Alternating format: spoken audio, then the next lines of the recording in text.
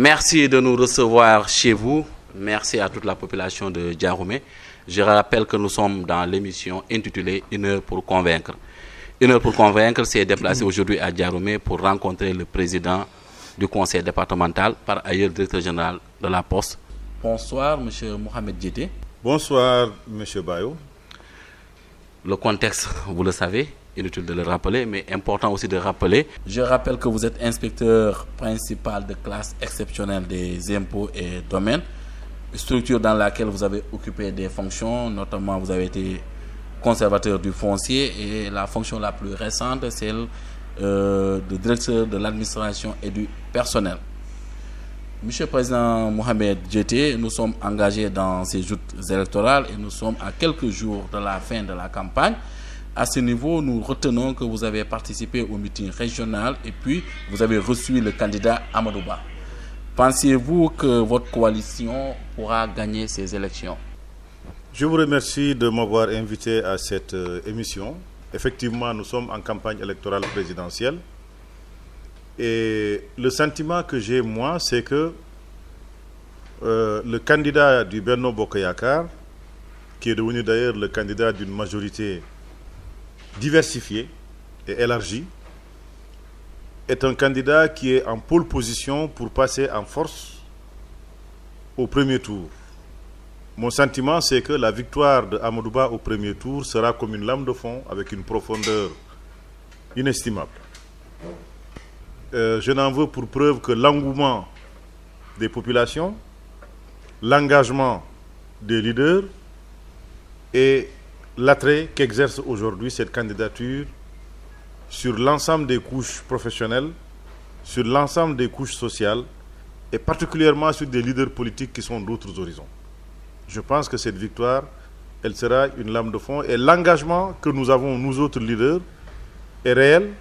La preuve, je reviens tout de suite des profondeurs des terres, comme j'ai l'habitude de dire, dans la commune de Diaroumé, où nous avons été animés des causeries, des porte-à-porte et des rencontres avec des populations qui sont déjà déterminées au soutien du candidat du Benno Bokk Yakaar, mais qu'il fallait renforcer psychologiquement, qu'il fallait renforcer du point de vue politique et leur expliquer les enjeux de cette élection. Vous savez, l'enjeu principal de cette élection, ce n'est pas d'élire Amadou Ba. L'enjeu principal de cette élection, c'est d'éviter que la République ne tombe entre les mains d'aventuriers. Or, parmi les candidats en lice, qui puissent rassurer que cette République va garder ses valeurs, que cette République va garder son orientation d'ouverture démocratique, que cette République du Sénégal va garder ses valeurs de stabilité, de paix et de construction positive vers le progrès, c'est uniquement et exclusivement Amadou Ba qui représente cela. Vous l'avez si bien dit, vous avez bien présenté votre candidat et je pense que si on se réfère à l'actualité, il y a 2 jours de cela, vous étiez en meeting régional et de passage aussi, il a fait un crochet ici, la caravane s'est arrêtée. De tout cela, quel enseignement vous tirez? L'enseignement que je tire, c'est que Amadou Ba aime la Casamance. Comme son mentor, le président Macky Sall, Amadou Ba a montré qu'il aime aussi le terroir du Pakao, du Boudjé, du Balantakunda, du Sonkodou et du Kabada. Fogny également. Parce qu'effectivement, en moins de 3 mois, peut-être même que c'est dans un espace de 2 mois, que le candidat Amadou Ba, d'abord en tant que Premier ministre, a fait une tournée économique qu'il a conduit dans ce terroir de la région de Sédhiou, du département de Bounkiling, et il s'était arrêté à Diaroumé ici, dans la commune de Diaroumé, et pour une deuxième fois, en un espace de temps de 2 mois, en tant que candidat, j'allais dire, comme pour parler un peu comme la génération montante, en tant que président de la République en téléchargement, il est passé ici encore pour montrer son attachement à notre terroir. Nous ne pouvons que l'en remercier au nom de l'ensemble des populations du département de Bounkiling, au nom de l'ensemble des populations de la région de Sédhiou. Je crois que vous l'avez remarqué, au meeting régional de Sédhiou, le discours a été un discours d'engagement, un discours d'unité entre les différents leaders, un discours de soutien de la candidature de Amadou Ba. un discours qui a permis aux populations d'avoir également un éclaircissement sur certains aspects par rapport au programme de certains candidats de l'opposition, mais également par rapport au cursus du candidat du Benno Bokk Yakaar, en l'occurrence son Excellence Amadou Ba. En revenant sur ce discours, j'ai suivi votre intervention. Ça montre que vous connaissez bien l'homme et vous avez même émis l'idée selon laquelle c'est quelqu'un qui a bâti son magistère sous le sceau de la révolution, notamment les jeunes au cœur du dispositif. Rappelez un peu ces politiques qu'il a eu à mener au sein de la direction qu'il a dirigée, les impôts et domaines. Et aujourd'hui, quelles sont les perspectives pour Amadou Ba vraiment de sauver cette jeunesse qui est un peu désœuvrée? Je crois que vous l'avez entendu, à chaque fois qu'il intervient et qu'il parle de la jeunesse, il dit que la jeunesse, ce n'est pas le futur, c'est le présent. Pour dire que la jeunesse, pour lui, c'est une préoccupation quotidienne et il faut s'occuper du sort de la jeunesse à travers une formation capacitante et à travers également une quête permanente de recherche de l'emploi pour les jeunes. L'employabilité des jeunes, la formation des jeunes, c'est des préoccupations particulières dans la vision du candidat Amadou Ba, cette vision qui s'appelle « En paix pour une prospérité partagée ». Pour ce que j'ai dit lors de mon discours de Sédhiou, je suis revenu sur mon devoir de témoignage à son endroit. Parce que j'ai vu que, comme d'habitude dans les réseaux sociaux ou même dans les interventions de certains leaders, il y a eu beaucoup d'invectives, beaucoup de choses dont l'exactitude reste à vérifier.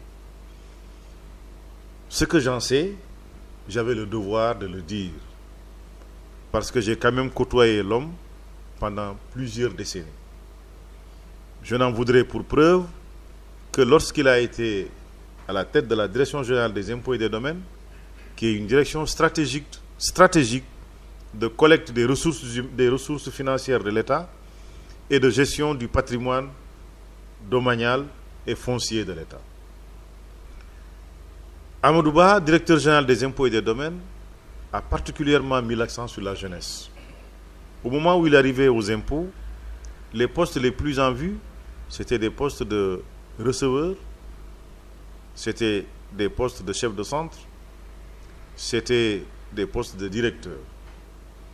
Si vous faisiez le recensement de tous ceux qui occupaient ces postes, chacun d'entre eux avait plus de 50 ans. Donc c'était la confiance aux personnes expérimentées qui avaient un certain cursus professionnel. C'était à ces types de personnel que la Direction générale des impôts et des domaines, depuis l'indépendance jusqu'à nos jours, jusqu'à l'arrivée de Amadou Ba, avait l'habitude de confier des responsabilités. Quand Amadou Ba est arrivé, il a commencé à faire la promotion des jeunes. Il est arrivé que des jeunes soient nommés chefs de bureau alors qu'ils avaient à peine atteint le grade de principal. Des jeunes ont été nommés directeurs alors qu'ils avaient un cursus professionnel qui n'était pas d'une certaine longueur. Et ils ont fait leur preuve. Et ils ont permis à la Direction générale des impôts et des domaines de se propulser à l'avant-garde de la collecte des ressources financières de l'État, au point qu'il y a eu, avec le plan de développement stratégique de l'administration fiscale qu'il a lancé, le PDSAF, ce qu'on a appelé la transition fiscale. Cette transition fiscale a consisté en ce que, avant Amadou Ba, c'était la douane la Direction générale de la douane, la Direction générale des douanes, qui était la plus grande pourvoyeuse de recettes du budget ordinaire de l'État. Mais avec Amadou Ba, avec le PDSAF, avec la promotion des jeunes, la Direction générale des impôts et des domaines s'est imposée comme la principale pourvoyeuse de recettes ordinaires au budget de l'État. Mais il ne s'en est pas limité là. Il a également fait la promotion des femmes. Parce que c'est avec Amadou Ba qu'on a vu pour la première fois à la Direction générale des impôts et des domaines une femme nommée directrice nationale. Amadou Ba, quand il est arrivé, les recettes fiscales et non fiscales générées par la Direction générale des impôts et des domaines dépassaient à peine les 500 à 600 millions. Et dès qu'il est arrivé, il a fait concevoir et lancer le plan de développement stratégique de l'administration fiscale, qu'on appelait le PDSAF. À travers ce plan, il a signé un contrat de performance avec l'administration centrale, lequel contrat de performance a permis à la Direction générale des impôts et des domaines d'engranger des moyens supplémentaires lui permettant d'améliorer ses performances, mais également de se voir fixer des contraintes de performance avec des objectifs fixés à temps. Et cela a permis en un court laps de temps d'engranger plus de 1000 milliards de recettes à la Direction générale des impôts et des domaines pour la première fois avec Amadou Ba. Malheureusement, Président Diété, vous avez été son collaborateur, comme aujourd'hui certains qui sont en pole position, qui sont à la conquête du pouvoir, ont été aussi ses collaborateurs. Mais votre discours contraste leur discours. Aujourd'hui, qu'est-ce que vous avez à leur dire, puisque les sorties récentes font état comme quoi que c'est quelqu'un qui a dilapidé les fonds, c'est quelqu'un qui ne peut pas justifier sa richesse. Dire que j'ai été un collaborateur de Amadou Ba, c'est peut-être même un peu trop prétentieux de ma part. Parce que je vais vous expliquer, quand moi j'étais à l'École nationale d'administration et de magistrature, Amadou Ba faisait partie du collège d'inspecteurs des impôts et des domaines qui ont assuré ma formation. Il m'a enseigné la comptabilité générale à l'École nationale d'administration et de magistrature, comme il l'a enseigné d'ailleurs à d'autres également. Et au passage, je voudrais signaler d'ailleurs que le candidat de la génération de la coalition Diomaye, j'ai fait partie aussi du collège qu'il a enseigné à l'École nationale d'administration. Et donc, Amadou Ba avait une certaine avance dans l'ancienneté sur moi. Et comme il a très tôt eu des promotions, je ne pourrais pas avoir la prétention de dire que j'étais un collaborateur de Amadou Ba. Par contre, je faisais partie de la Direction générale des impôts et des domaines. Pendant que Amadou Ba assurait des fonctions éminentes, je faisais partie quand même du personnel de la Direction générale des impôts et des domaines. Naturellement, ce titre vous revient. Voilà, donc c'est vrai, j'allais dire collègue peut-être. Oui. Parce qu'un collaborateur suppose quelqu'un qui est dans l'équipe. Alors elle a dirigé votre institution et dans laquelle oui, vous étiez agent. J'ai plutôt été un collaborateur du directeur général Cheikh Ba. Ok. Pour Cheikh Ba, j'ai été un conseiller technique. Ok. Mais quand Amadou Ba était là, j'étais encore dans les petits services opérationnels de la Direction générale des impôts et des domaines. C'est un peu avant sa sortie que j'ai été promu chef de bureau. Mais quelque temps après cette promotion, lui, il est parti au ministère des Finances. Okay. Ce que j'ai compris et ce que j'ai constaté, c'est que Amadou Ba, c'est quelqu'un qui savait manager une équipe. C'est quelqu'un qui savait insuffler un comportement de groupe qui aille vers la réalisation de performances. Et c'est quelqu'un également qui a pu assurer la promotion sociale des agents. Parce que c'est avec Amadou Ba, si je ne me trompe, que la mutuelle de la Direction générale des impôts et des domaines est née. Et si elle n'est pas née aussi avec Amadou Ba, c'est avec elle qu'elle a vraiment pris corps une mutuelle qui arrive à couvrir les besoins sociaux des agents des impôts et des domaines, mais alors d'une manière excellente aujourd'hui. C'est avec Amadou Ba que le fonds commun dont on parle au niveau des impôts et des domaines a été démultiplié par 15, par 20.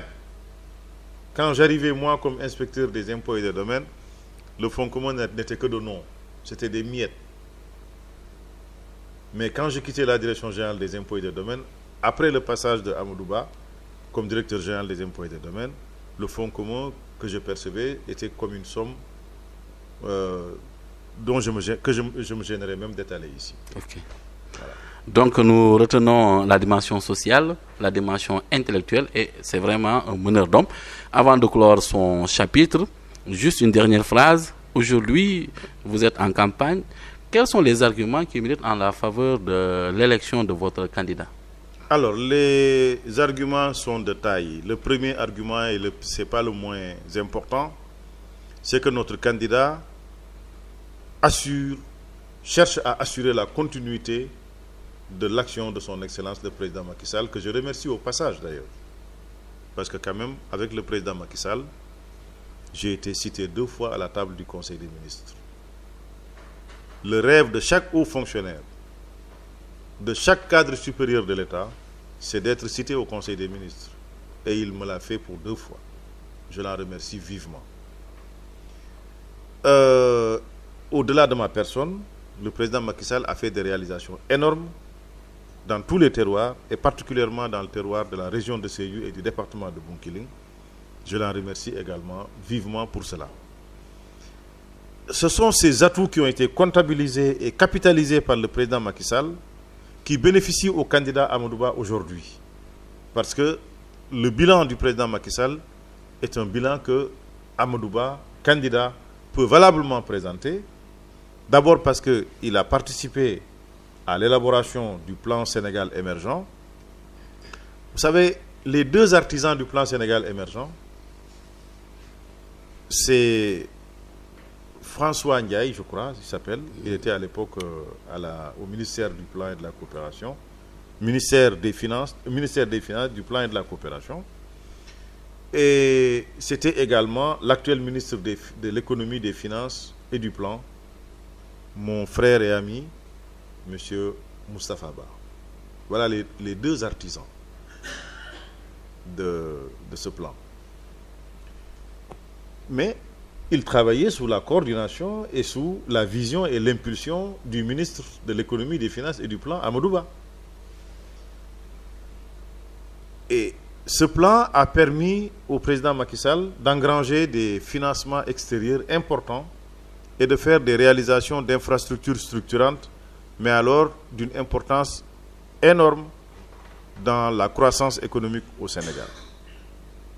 Et d'ailleurs, le premier axe de ce plan, c'est, n'est-ce pas, accélérer la croissance économique, transformer structurellement l'économie sénégalaise. Le deuxième argument important du candidat Amadou Ba, c'est, comme je l'ai dit, son cursus lui-même. Il a un cursus très honorable. Directeur des vérifications et enquêtes fiscales, directeur des impôts, directeur général des impôts et des domaines, ministre de l'économie, des finances et du plan, ministre des Affaires étrangères et enfin Premier ministre. C'est un cursus, mais des plus honorables possibles. L'autre argument, c'est le caractère de l'homme. Un caractère, mais alors d'une sérénité troublante, d'un calme olympien et d'une intelligence très fine. S'il y a d'autres atouts, c'est l'engagement des leaders du Benno Bokk Yakaar, mais au-delà du Benno Bokk Yakaar, de beaucoup d'autres animateurs politiques aujourd'hui qui ont pris sur eux de suivre les orientations de son Excellence le Président Macky Sall, et même certains qui ne sont pas du Benno Bokk Yakaar ont pris l'initiative par eux-mêmes de soutenir la candidature du président Amadou Ba. Et comme disent les Anglais, last but not least, aujourd'hui, avec le soutien affirmé des autorités qui conduisent les destinées du Parti démocratique sénégalais en faveur du candidat Amadou Ba. Vous savez, la jeunesse sénégalaise, en un temps record, peut-être grâce à l'amélioration des politiques de santé et aux résultats qu'ils ont permis d'engranger, la population sénégalaise s'est crue très rapidement et la tranche juvénile est devenue presque la plus importante de la population. Le croît démographique est allé beaucoup plus vite que la croissance économique. Et donc les revenus à partager ne suffisent pas. L'emploi également n'est pas développé au point de pouvoir permettre aux jeunes de s'occuper pleinement. Ce qui fait que la jeunesse a de fortes raisons de se retrouver sous des influences négatives. Aujourd'hui, c'est cette jeunesse qui semble être manipulée d'une manière ou d'une autre, au point que pour beaucoup d'entre eux, le devenir du Sénégal ne pourrait être entrevu à travers la gouvernance actuelle ou la continuité de cette gouvernance. Je voudrais lancer un appel à cette jeunesse, à la sagacité de nos jeunes, à leur esprit de maîtrise, à une réflexion plus approfondie pour qu'ils rallient la candidature de Amadou Ba, qui est la candidature de la sérénité, la candidature de l'avenir et la candidature pour la jeunesse. Merci beaucoup et je pense que le message est bien perçu. Merci à vous encore les auditeurs et auditrices ou téléspectateurs ou téléspectatrices de notre chaîne. Nous vous disons merci et nous allons encore vous donner rendez-vous pour un autre numéro, toujours dans le cadre de 1 heure pour convaincre. Et je remercie de passage mon confrère Bakary Konté et notre technicien Khalid Djemé. À vous l'antenne. Merci.